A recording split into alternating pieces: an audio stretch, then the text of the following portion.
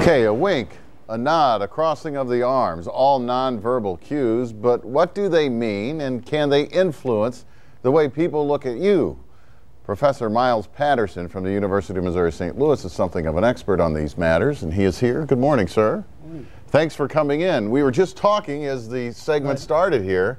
It's not body language. No. Is that a misnomer? Yes, it is, and it probably leads people to wrong conclusions about it. Number one, it involves more than the body, and two, it's not a language. It's processed in different areas of the brain. Language is primarily left brain processed, and nonverbal communication is right-brained. Language, in terms of talking back and forth, we take turns.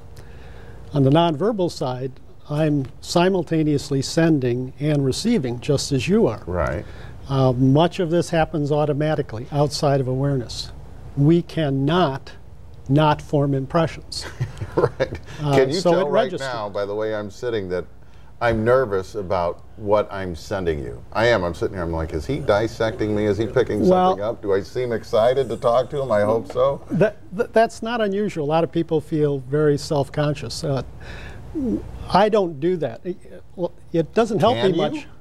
Oh, I can, but because the system is primarily automatic and outside of awareness, what registers mostly is that which is unusual.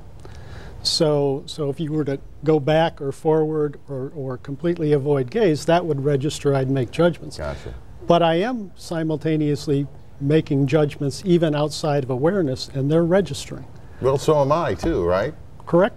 And you've written a book about all this, More Than Words, and right. I wonder do we read too much into it? Obviously it's important. You've been studying it. You've written books about it. So can we be, I mean, if we read a book on it, are we going to be too tuned into it? Should we be paying attention to it too much? That's a good point. The automatic part of it works pretty well.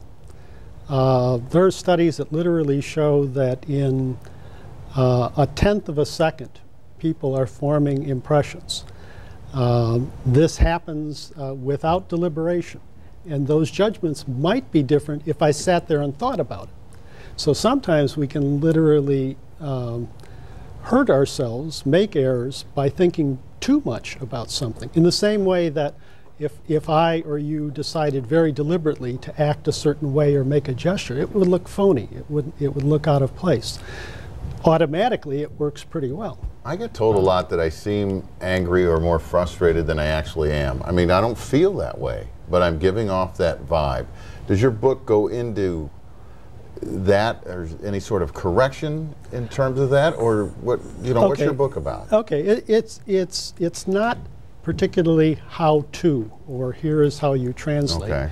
It's the how and why the system operates, and basically, it's a functional system that's evolved over the course of, evolution, serves us well, but is also affected by culture. It's affected by gender differences. It's affected by personality. But it serves a variety of purposes in social settings, so that much of what we do in face-to-face contact, the nonverbal is really more important than the verbal. What benefit is there to us by being aware of it?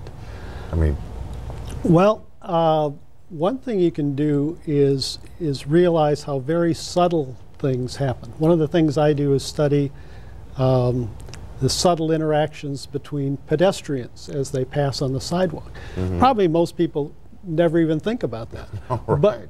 But there are predictable ways that people relate to one another, and I call it a passing zone of about 8 to 10 feet. When if you're going to recognize the other person, this is a stranger, do you look over and smile or nod, or do you avoid? That's where it happens. It doesn't happen at 20 feet. It doesn't happen when I'm next to you, because I can't nod and you're going to be saying hello to my back. That wouldn't make any sense. But this is to a considerable extent culturally driven. We've done some studies comparing Japanese and Americans on this. Japanese are very avoidant. They tend not to look at the stranger passing. More so than us? Oh, we're relatively friendly. We find I would say 40 to 50% of the people do glance at a passing stranger. A substantial proportion of them smile, and what we tend to do is reciprocate. So if you smile, I smile back. If I avoid, you tend to avoid. So we're less cold shoulder than we think. Right, Right. But it serves clear purposes in Japanese society too. It helps to save face. It gives other people their privacy. Professor Miles Patterson, author of the book More Than Words. Thanks for coming in. We appreciate it. Okay. Handshake still says yes, something. yeah, very All firm. right. Good sign. All right. Thank you, sir. The book is available at the UMSL bookstore and at the and Amazon.com soon, right? Soon, and I think it's also available at the publisher's website, which is Aresta Editorial. We'll have links on our website, fox2now.com. Thanks, Professor. We'll be right back.